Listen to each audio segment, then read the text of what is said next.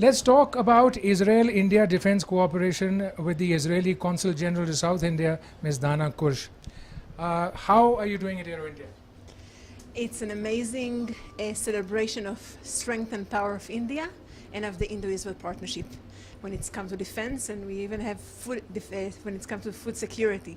But to hear your defense minister today speaking about making in India, Israel and India are partnering together. Israel is making in India and making with India when it comes to defense and in many other realms as well. So India sees the relationship with Israel, particularly in the defense sector, as a very prized one, and it regards Israel as a very reliable partner. We've seen this cooperation playing out in the area of drones, for instance. So, so what's the next big idea in taking this relationship forward? I think the secret of the formula between India and Israel is India plus Israel equals innovation. Because when it comes to securing our borders and securing the lives of the people, our citizens, we have to find innovative ways to tackle our enemies. And Israel and India are sharing, unfortunately, the same threats and are partnering together to find the best solution. So whether it's drones and other AI, ML, and other solutions, to find the best way to protect Israelis and Indians alike. So what are the areas, what are the drivers for this relationship today when we are talking in terms of product?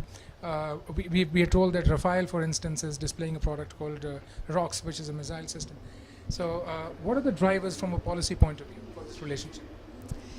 The drivers is exchanging and sharing best practices, like identifying the need together, which means the DRDO of India and our equivalent in Israel, strategizing together and finding the formula, whether it's B2B or G2G.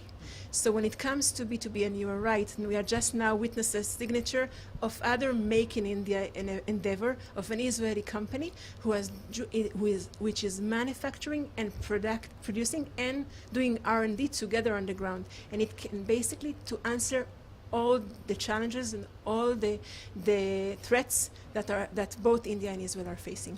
You've been posted earlier to Delhi as a deputy ambassador.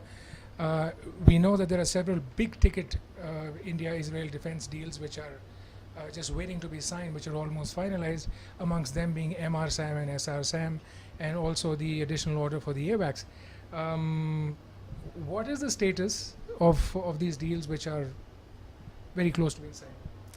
I cannot be specific on every negotiation, but negotiation between partners, especially partners that are so close together like India and Israel, takes time. You need to find for every solution to find the best win-win situation for both sides. And you've seen today, we've seen one signature. A couple of months ago in Bangalore, I was inaugurating another JV between an Israeli company and a Bangalorean Indian company. Which one was this? This was between Alpha Design. They have a big pavilion here as well, yes, together with Elbit, Israeli company. Everything is happening on the ground, but we have to wait with the negotiation to that all the loopholes will be sealed, and that's you leave that to the expert who are doing the negotiation. But if I'm looking at the bigger picture, Israel and India are really making together in India, from the R&D until the manufacturing itself, and there are, as you are rightly saying, there are still pending deals that will hopefully be signed in the near future. But if I'm looking backwards, there is amazing partnership that we are keep on witnessing on the ground, securing the lives of both Israelis and Indians. Ms. Kursh, the Israeli Prime Minister was scheduled to visit New Delhi earlier this month. So what happened is that program was suddenly cancelled. What happened? And could that still happen? It's like there are different variants of creating an opportunity. Our Prime Minister had been here last January.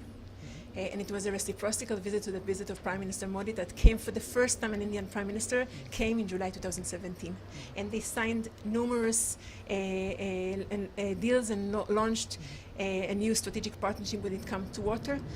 At the end of the day, it's schedules, and there's a lot of variants that once this visit is can be can be accommodative and can be appropriate for both sides, it will mature.